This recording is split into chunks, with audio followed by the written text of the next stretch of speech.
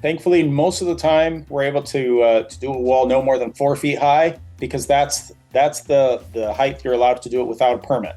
It's not considered a structural wall until you go up to like, 6, 7, 8 feet past that. Now, walls can get incredibly high as long as they have proper engineering and all that.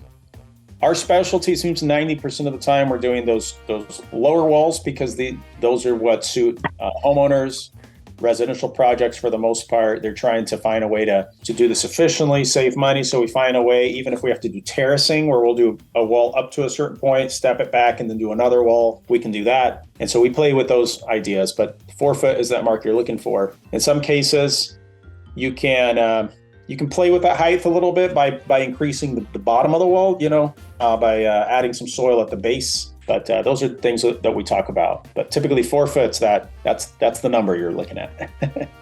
If you'd like to learn more about New Life Rockeries, please contact us and we'd be happy to provide a free consultation.